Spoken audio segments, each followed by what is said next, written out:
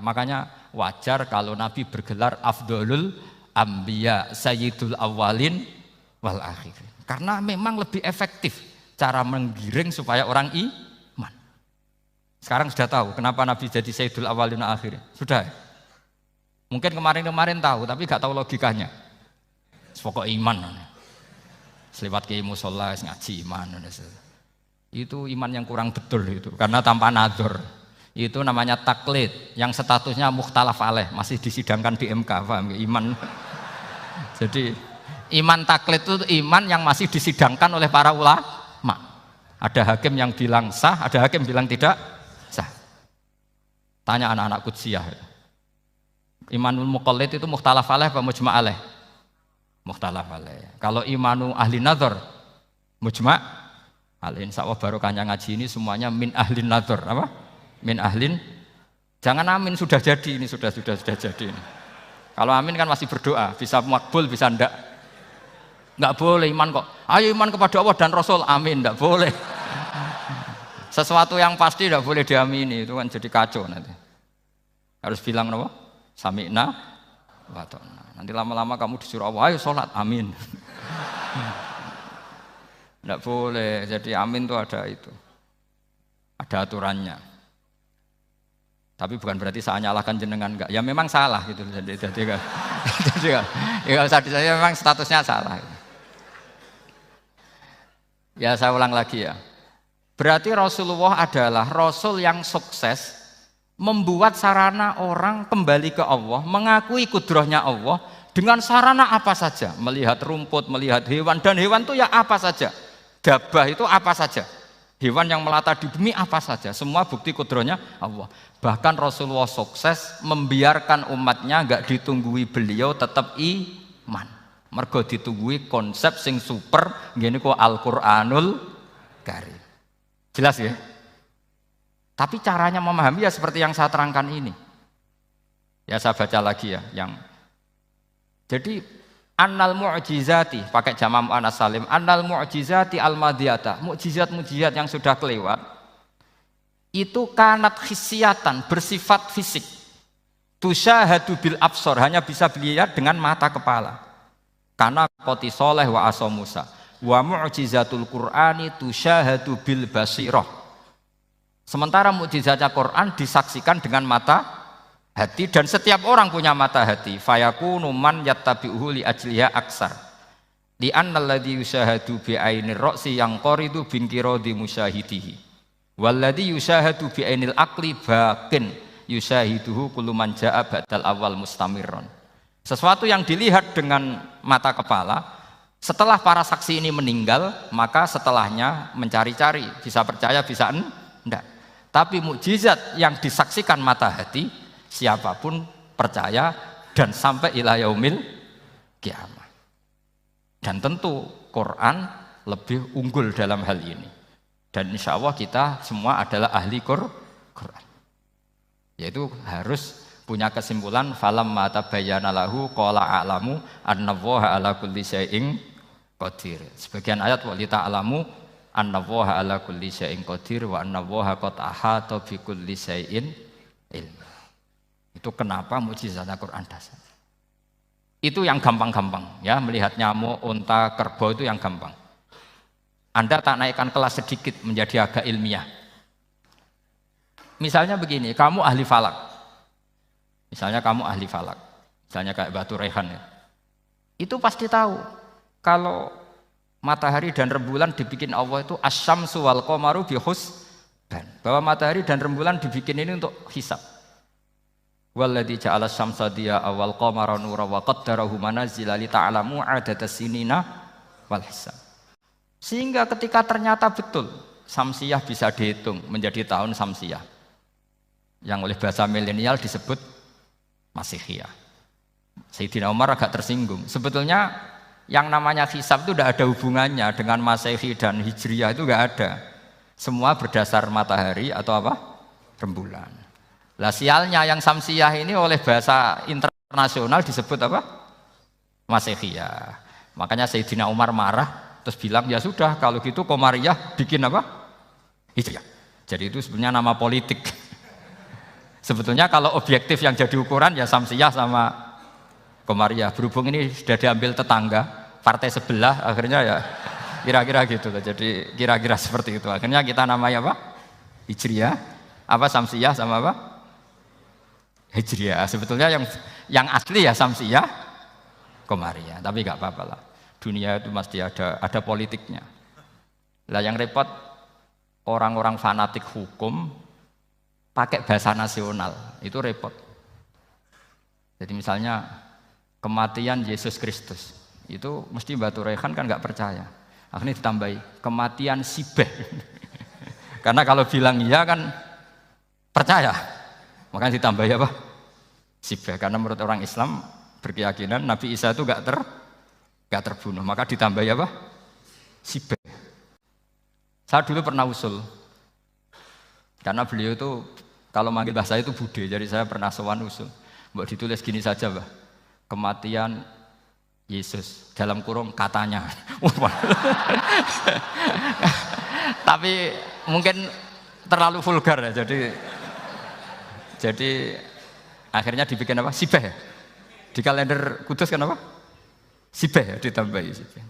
Ya nggak apa-apa lah. Yang penting keyakinannya masih benar gitu. Jadi masih benar. Kalau usulan saya terlalu ekstrim, masa dikasih apa? Katanya. Ya karena memang begitu kan, kita berkeyakinan Nabi Isa itu gak terbunuh. Wa ma qataluhu wa ma sholabuhu walakin syubbihalahu. Jadi ini saya teruskan, ini paling masih seperempat jam ini. Kalau kelamaan sampai dolim itu ganggu kiai lama-lama gitu. Saya tadi sudah bilang sama panitia, orang Indonesia itu gak sopan. Kalau suka kiai itu didatangkan, itu agak masalah sebetulnya. Dalam etika itu masalah. Kalau seneng kiai ya sowan ngaji, jangan sowan di dalam, itu ganggu ya, sowan ngaji saja. Dulu Imam Malik itu anaknya raja itu, Imam Malik itu seangkatan dengan Harun Ar-Rasyid. Makanya jangan berharap kalau saya gampang diundang. Bukan karena saya sombong, memang etikanya seperti itu. Jadi Imam Malik diminta datang ke istana untuk ngajar anak-anaknya Harun apa? Ar-Rasyid. Masyhur Imam Malik tersinggung terus kata bang, al ilmu yu'ta la ya'ti. Ilmu itu disowani bukan sowan. Akhirnya Harun Ar-Rasyid minta anak-anaknya datang ngaji ke Imam Malik. Itu anak presiden. Imam Malik berani, al ilmu yu'ta la ya'ti. Tapi kalian beruntung karena saya hormat sama mbah-mbah saya di sini. Wong makom buyut saya itu ya berarti apa ya? Selatannya makamnya Sayyid Ja'far Shadiq itu di situ kan ada makamnya Mbah Soleh, Mbah Maksum, itu mbah-mbah saya. Nah, makanya dulu saya ngaji di sini lama di Damaran itu. Maksudnya lama itu ya mungkin setahun. Karena saya memang mulai kecil di Sarang, sampai sekarang saya masih ngajar di Sarang. Tapi dulu cukup ya, karena saya kesini sudah hafal Quran, jadi hanya setor setiap hari satu juz, jadi cepat lah. Saya tidak punya masalah ingatan, alhamdulillah, jadi cepat hafal. Saya terangkan lagi ya, ini penting ya, masalah mukjizatnya Quran. Selama ini orang tuh mau bilang tok, mukjizatnya Quran itu dahsyat, tapi nggak bisa menerangkan, itu masalah. Makanya kita harus bisa menerangkan mukjizatnya Al-Quran dahsyat itu apanya. Yaitu tadi, tongkatnya Nabi Musa hanya disaksikan oleh orang yang di era itu. Toh tujuannya mukjizat adalah diakui kemudian orang menjadi iman. Lalu Rasulullah SAW beliau sudah intaqala ila rafiqil a'la. Tapi konsepnya Quran menjadikan orang yang enggak ditunggui beliau tetap iman ila yaumil kiamah. Itu yang maksud fa'arju an aku na aktsarahum tabi'an yaumal kiamah. Mukjizat saya itu cukup Quran kata Nabi, dan dengan mukjizat itu orang akan iman ila yaumil kiamah. Caranya seperti ini. Karena tadi sedahsyat-dahsyatnya mukjizat, tujuan utama orang terdikte supaya ikror ngakui kudrohnya Allah. Lah ngono kok ngenteni tongkat sakti lah opo? Cukup deloknya mau. Paham nggih? Jelas ya? Alhamdulillah, mau naik kelas ini sudah benar ini sudah benar. Terus kedua begini, kedahsyatan Quran lagi. Quran itu bisa merunut, mentartibkan logika. Bahkan logika ini logika yang universal. Siapa saja merasakan logika itu. Misalnya begini, dulu orang kafir itu punya Tuhan banyak. Tentu yang dipertuhankan ya mana? Yang dipertuhankan itu banyak. Karena pikiran mereka urusan banyak, problem banyak, ya Tuhannya harus banyak. Ada BPKB 3D kan, istri cerewet, macam-macam lah. Itu kan problemnya banyak, maka Tuhannya harus banyak. Karena Tuhan itu maknanya penyelesai masalah. Sehingga kalau masalahnya banyak, Tuhan harus banyak. Ketika Rasulullah membawa konsep satu Tuhan, mereka janggal. Makanya mereka bilang, aja'alal alihata ilaha wahida inna hadza lasyai'un ujab. Masa Tuhan satu? Ini aneh, nggak bisa. Tuhan harus banyak, karena masalah kita banyak. Itu terpatri, di otak mereka terpatri. Lalu Nabi dengan santai diajari Allah menerangkan, andaikan kalian punya majikan banyak dan perintahnya beda-beda, kamu suka enggak? Ya enggak suka, mat, enggak enak. Punya majikan banyak itu udah enak. Milih mana majikan banyak sama satu? Satu aja, mat. Tuhan kamu adalah majikan kamu. Kalau banyak kamu bingung. Ya mat, satu aja mat. Itu segampang itu. Jadi menggiring, Tuhan itu kan bos kita, tuan kita. Kalau banyak berarti yang memerintah kita banyak. Dan bisa konflik bos-bos kita ini karena berebut anak buah tadi. Akhirnya mereka, kalau kamu punya majikan banyak dan perintahnya beda-beda, semuanya minta dilayani. Kamu pusing enggak? Ya pusing, mat. Minta mana? Majikan banyak sama satu? Satu saja Muhammad. Ya Tuhan kamu adalah atasan kamu, maka harus satu. Mereka faham. Oke, mat, Tuhan satu. Itu yang dimaksud dorobawaw matalar rojulan fihi syuraka umutasyakisuna wa rojulan salamal lirojul hal yastawiyani masalah. Langsung alhamdulillah. Karena mereka yang paling bodoh pun faham dengan logika itu, faham. Kalau Tuhan banyak, perintahnya banyak, kita repot. Maka Allah bikin satu masalan, yaitu rojulan fihi syuraka umutasyakisuna wa rojulan salamal lirojul. Satu lelaki, satu bos, satu perintah. Kayak apa mudahnya Allah. Kemudian mereka tetap menuhankan Lata, Hubal, dan Uzza. Karena mereka dipertuhankan. Sebenarnya nggak pernah Tuhan, tapi dipertuhankan. Allah memberi contoh itu sederhana sekali. Wa daraballahu mathalar rajulaini ahaduhuma abkam la yaqdiru ala syai'in wa huwa kallun ala maulah aina ma yuwajjihu la ya'ti bi khair hal yastawi huwa may ya'muru bil adl. Kata Rasulullah, Lata itu menurut kamu apa? Ya Tuhan kami. Muhammad, Hubal ya Tuhan kami, Uzzah ya Tuhan kami. Lalu kalau mereka kotor, ya saya mandikan. Kalau hidungnya coplok, ya saya tata.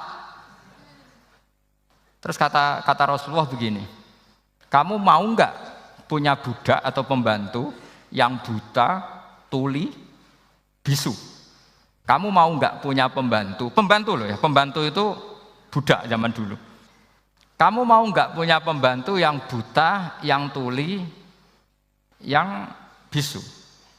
Wah gak doyan, mat. Nggak apa pembantu ngono. Yang pembantu saja kamu tidak mau yang gitu, kok malah punya bos begitu?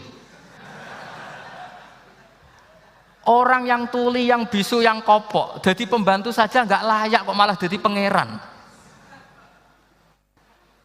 Paham ya?